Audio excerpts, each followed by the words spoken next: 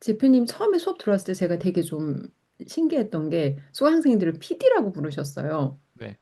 근데 저는 수강생을 그렇게 부르는 교육은 처음 봤거든요. 근데 PD라고 부르시게 된 처음에 그 출발점, 그리고 항상 저희들한테 공급자가 돼야 된다고 말씀하시는데 왜 교육생들이 공급자가 돼야 된다고 생각하고 그런 공급자 교육을 하시게 됐는지 좀, 그 부분에 대해 설명해 주시면 좋을 것 같아요. 일단 멋진 말로 하면 제가 시대를 앞서갔고요. 그 시대를 앞서갔다는 게 다른 게 아니라 좀 본질적인 거를 좀 구조를 많이 봤어요. 본질적인 구조에서 이게 나한테 좋은 거는 다른 사람한테 좋은 거고, 나한테 나쁜 거는 다른 사람한테 나쁜 거고, 나한테 헷갈린 거는 다른 사람도 헷갈린다. 그게 구조였던 것 같아요. 거기서부터 출발되다 보니까 진심으로 좀 그 사람들을 도와주려고 하다 보니까 거기서 시작되다 보니까 투명해진 거고, 그리고 거기에 많은 대가 지불을 많이 했죠. 그게 뭐냐면 시대가 많이 변했어요. 어, 예전에 뭐 정보가 이렇게 노출이 안 되고 투명 이렇게 정보가 다양한 소셜 미디어로 이렇게 전 세계 인터넷이 원섭이 되기까지는 사람들이 나름 그 사람의 말을 믿고, 그리고 그렇게 옷차림만 보더라도 좀 특별하면 좀 신뢰가 가고 그랬다면 이제는 좀 더 많은 거를 필요로 하는 것 같아요. 그 많은 것이 꼭 더 많은 풍요로운 뭔가 데이터베이스가 아니라 본질적인 거를 더 필요로 하는 것 같아요.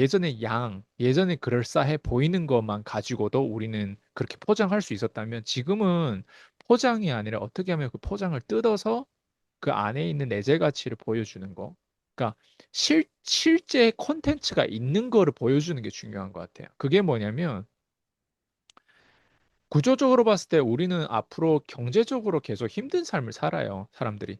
경제적으로 힘들다라고 하는 건 말 그대로 경제된 리소스가 자꾸 바뀌어지고 경제적인 어떤 구조가 바뀌어지는 거잖아요. 예전에는 철강 산업이 우세였다면 그 다음에 2000년 21세기 와서 인터넷 사업이 우선이고 그 다음에는 이제 AI까지 왔고 클라우드 사업이고 뭐 이렇게 점점점 가- 예전에는 인터넷 자체가 없었어요. 그때 철강 산업이 그렇게 화학 산업 이런 게 대단했을 때.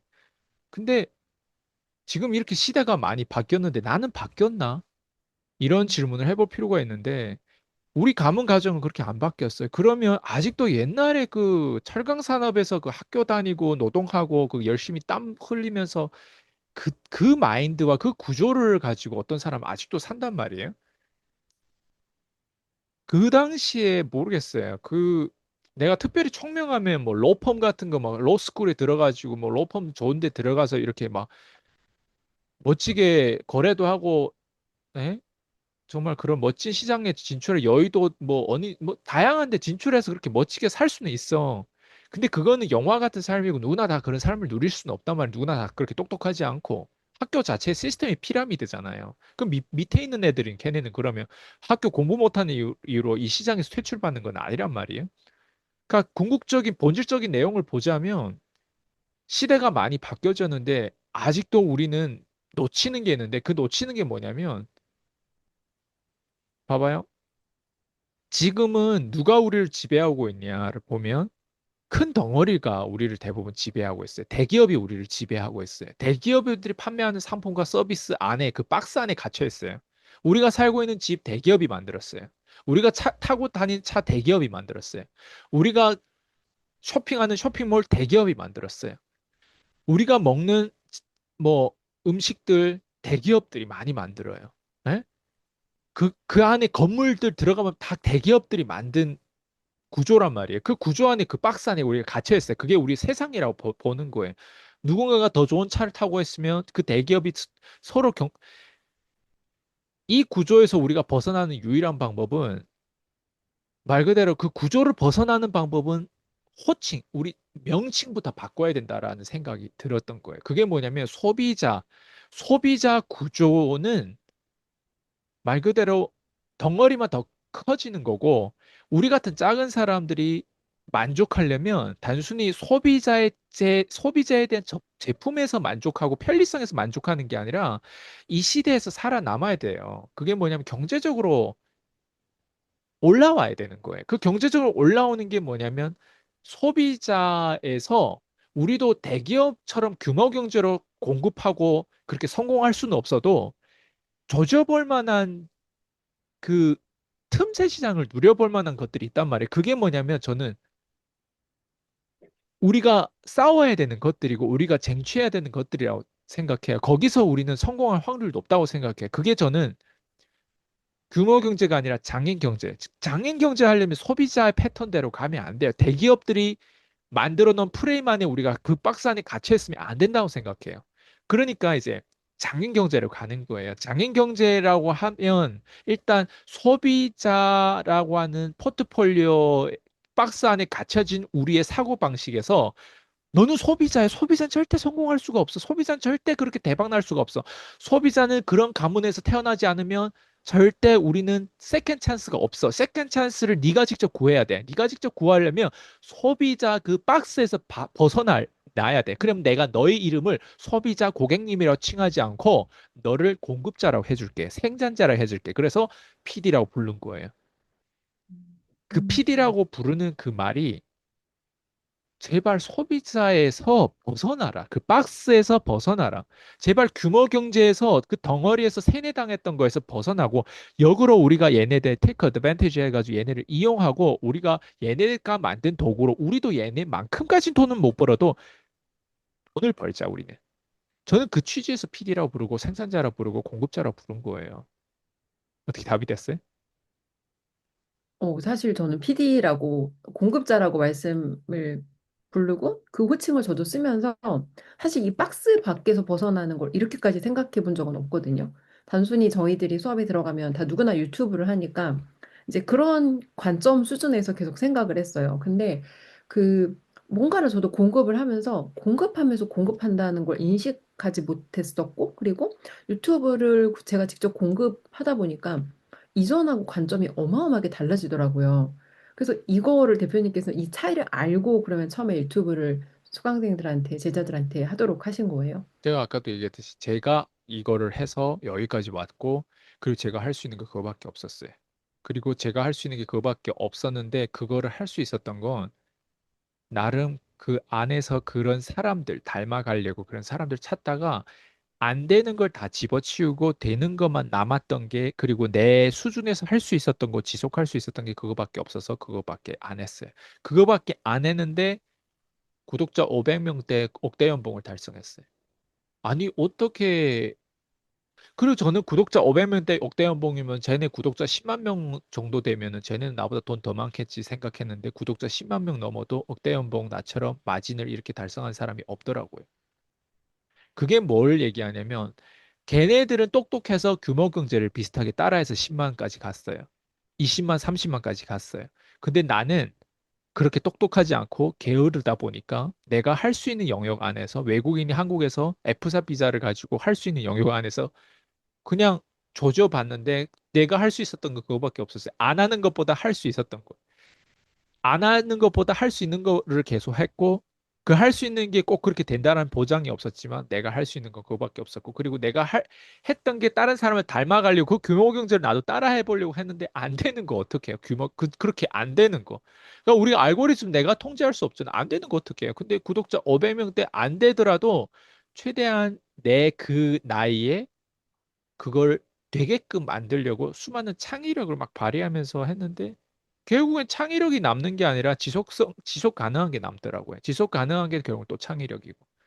음. 그리고 지금 돌이켜보면 이렇게 돈을 벌 수도 있겠다라고 하는 게 이제 이해가 된 거죠. 깨닫게 된 거죠.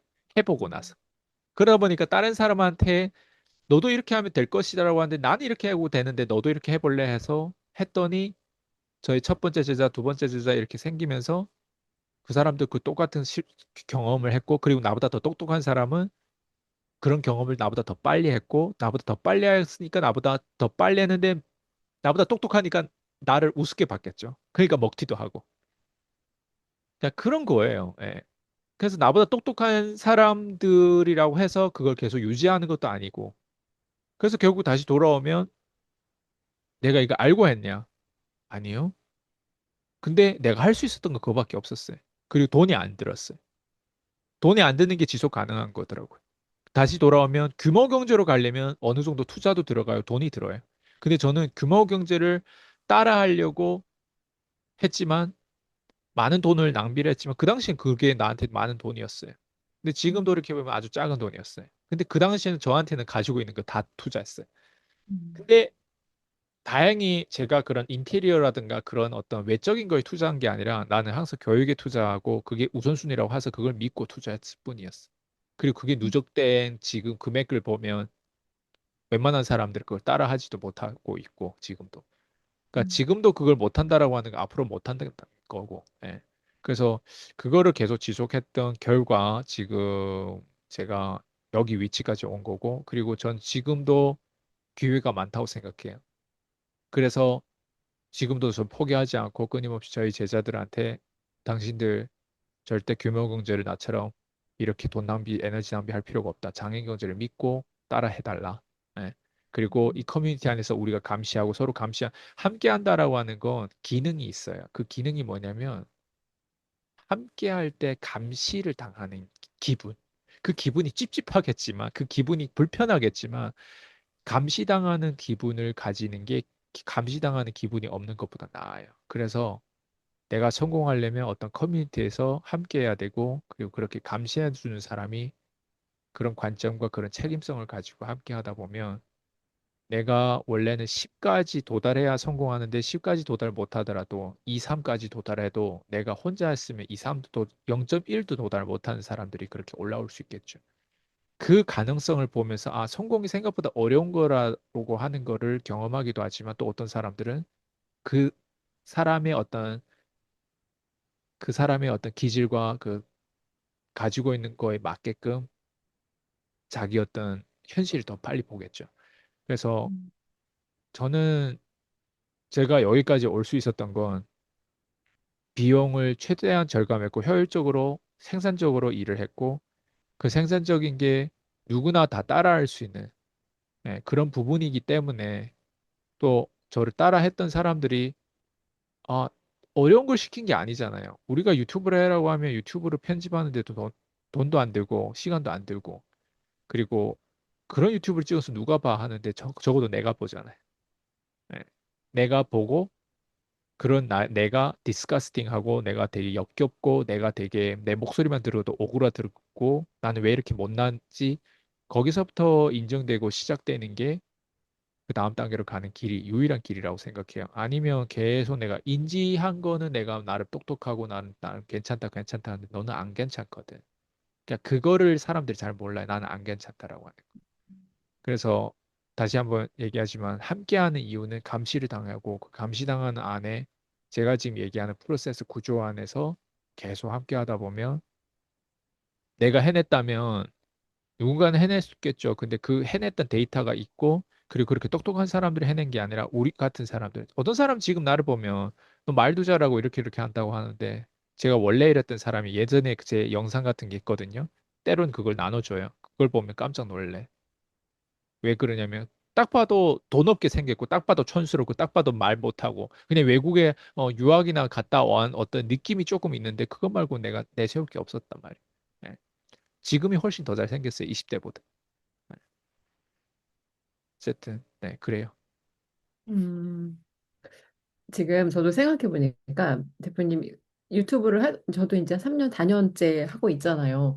근데 지금도 유튜브를 찍어 놓으면 이제 마음이 흡족하지 않을 때가 있어요. 근데 그럼에도 불구하고 첫 번째 영상을 돌아가서 보면 아, 정말 이게 내가 그때 내 위치였구나. 그러니까 딱 3분짜리 영상 하나만 찍어봐도 정말 주제 파악이 된다는 말씀이 쉽지 않아요. 근데 그거를 대표님께서 되게 쉽게 만들어 주셨기 때문에 저도 그 쉽게 만들어 주셨기 때문에 지속할 수 있었다는 느낌이 확신이 들고 제 원래 스타일로 했으면 지속성 자체가 완전히 어려웠을 것 같아요. 그러니까 사람들은 자기가 시작도 안 한 상태에서 되게 잘하고 싶어 하고 한 번도 안 해본 걸 완벽하게 시장에 내놓고 싶어 하는데, 근데 그거 자체가 사실 속도를 떨어뜨리고, 그리고 그렇기 때문에 지속하기 어렵고, 그래서 개미들이 정말 성공하기 어렵구나, 규모경제 안에서. 다시 좀 이런 생각이 들어요.